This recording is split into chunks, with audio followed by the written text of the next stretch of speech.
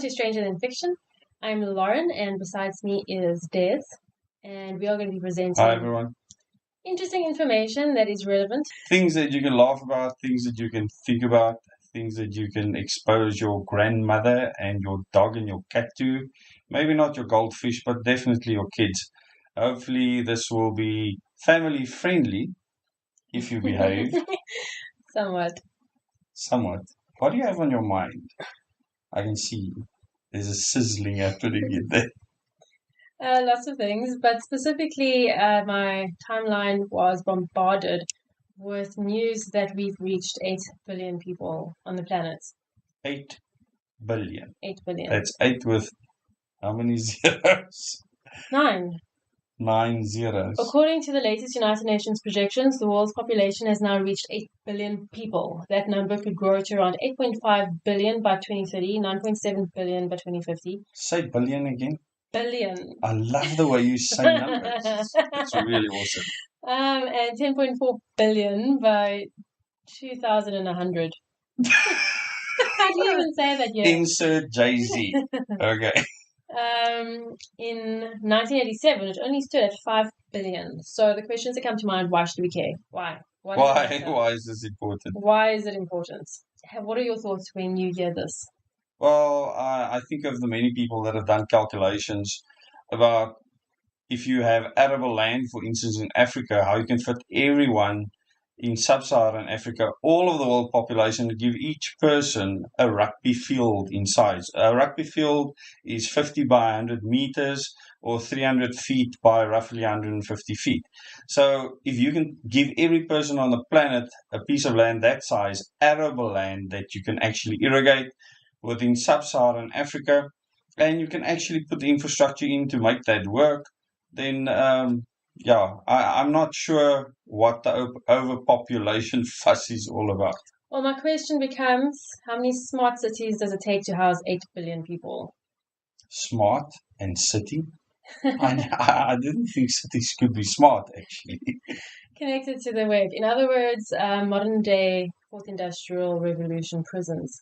So as we know, across the country, there are plans to build smart cities in every major metro, and we definitely have those plans here in South Africa. Even in Cook municipality, where my favorite town is, Jeffreys Bay, there's going to be a smart city. And in Bloemfontein, in Joburg, in Pretoria, in Cape Town, all over the place are smart cities, in planning at least. And 8 billion people in smart cities is going to be a hellish nightmare, in my opinion. What do you think?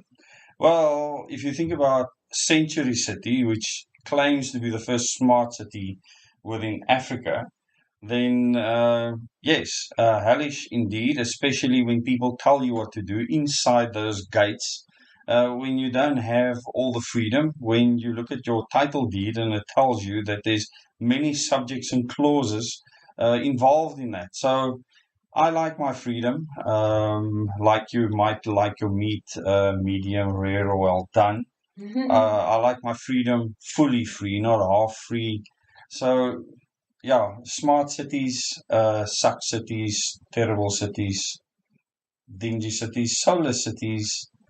I think the best way to describe them is to think of zombies, the zombie apocalypse. You see all these people walking around with tablets in their hands, or just looking up at adverts all over the place. Well, life will be geared towards consumerism. That will be the be-all and end-all of your existence, is purchasing things. Earning with tokens. No, you earn your social credit score with things, and then you spend that. The more you pimp, the more you buy. And I think the problem is those that have authority are seeing human beings as problems needing to be solved instead of, letting us just be free. Can we just put the quote by Lauren, this day, 2022? That was beautiful. That's mentioned in YouTube history. So we've traveled the country a lot, many times. We have. Many times, many rounds around the country. We did over 60,000 kilometers, in fact. Well, for the recent trip, but we traveled before then extensively. Yes, we have. And besides being in metros, so metro is a type of municipality, besides being in metros, when you go outside of metros, there's just space, space, and space. Space for Africa.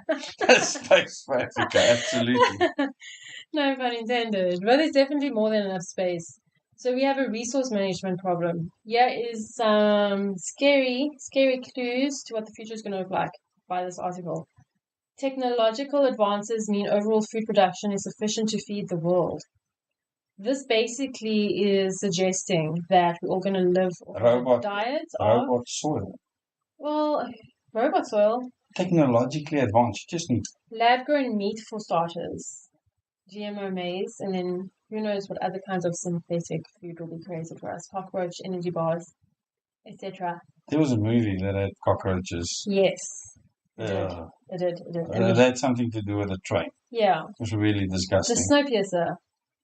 The Snowpiercer. Yes. Don't watch the movie, you'll be grossed out. No, it's a great movie. Great movie, okay. The chef got eaten alive, I'm sure. They didn't show the By the cockroaches or the people? By the people. Wow. When they realized that they were being fed cockroaches. City of Ember is another very similar movie in that line. So he has two dystopian nightmare movies, The Snowpiercer and City of Ember. I think City of Ember is geared more towards the preteen and teenager audience, but it's thoroughly enjoyable. And I think Tom Hanks produced and directed it, if I'm not mistaken. But it's the idea that you're forced to believe that you need to exist within a certain confined space in order to survive. And then when people realize the freedom they could have had, they go crazy. Nuts. Yes. Zombie apocalypse is upon you. So, 8 billion people. Obviously, the trend in the world is to farm people in smart cities. I think it'll become, and this is just my hypothesis, I think farm people in smart cities or to smart cities? Both, okay. I think what is intended is that it's going to become... The line. Don't forget about the line. What line? The line in the sand. Yeah. Actions speak louder than words. They are trying, okay? They actually have diggy loaders digging up that lot. Yes, but what I'm trying to say is that I think it's going to become almost illegal to occupy land outside of smart cities. Well, that's what that is certainly showing us. Yes, which means the future... 9 million people in one city. So 8 billion people educated by UNESCO, 8 billion people subject to the same global governance. Even if you do have a democracy or some kind of government in your country, it's only a puppet for the United Nations Sustainable Development Goals. I think that people in white coats and dark-rimmed glasses, people that are sat in front of the PC too much, are actually planning on reducing the 8 billion people. Absolutely, and that opens a whole new can of worms.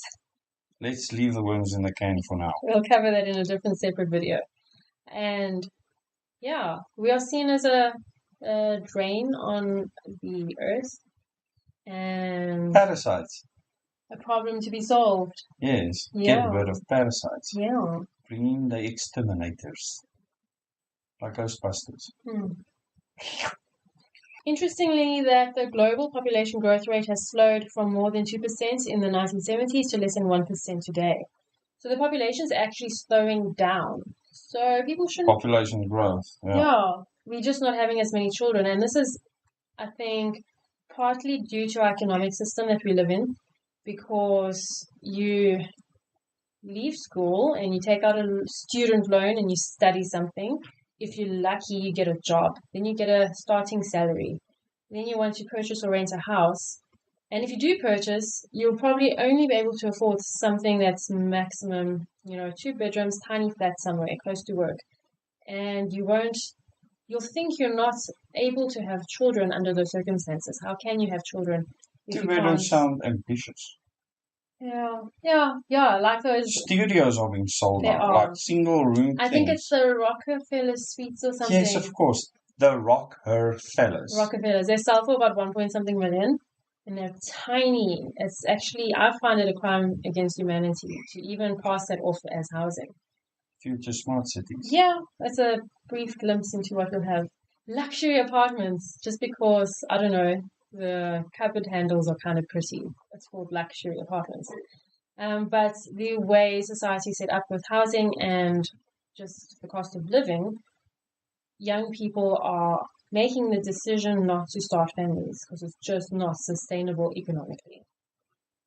Well, I suppose that was always the plan. Make it impossible for people to keep on consuming unless you pimp on your friends and get social credits. Mhm. So only those that are the biggest teacher's pets on the planet will actually be able to own anything or get a dog box to live in.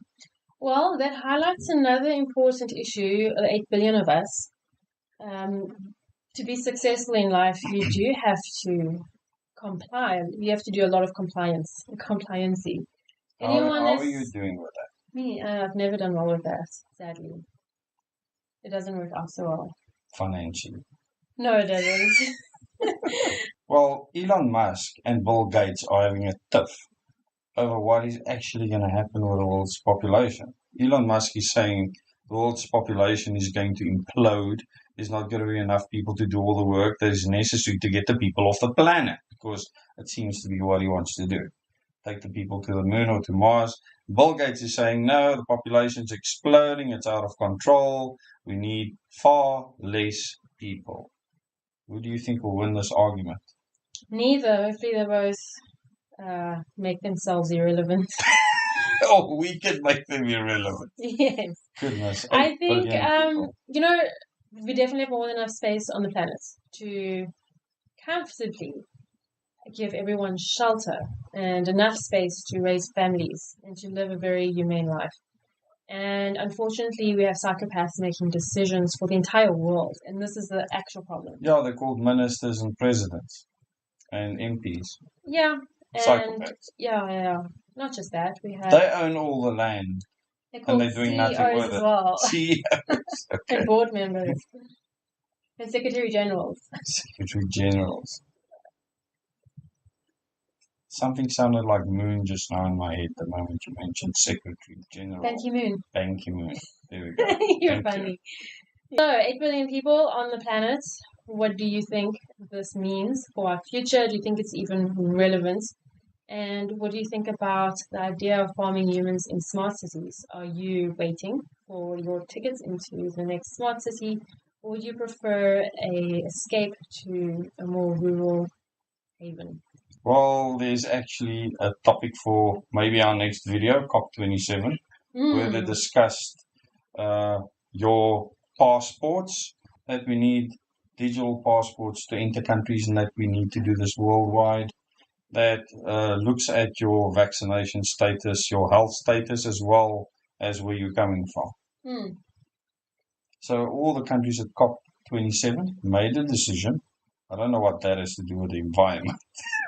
that all of us need to get digital passports. I'm sure that you will be very happy about this development. So, Stranger Than Fiction, this is our channel where we discuss truth, which is stranger than fiction, and discuss things that happen in the world and articles that are trending on social media, and then also just uncovering and almost translating what we're reading, because there's so much information coming at us. I think it's important that we take a couple of moments in the day, all of us, to just try to see what all of it actually means and how it impacts our lives personally, so we can make better decisions for our futures.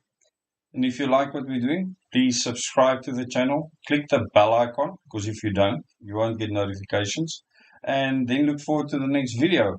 And if you really like the content, after subscribing, share it with your friends and family.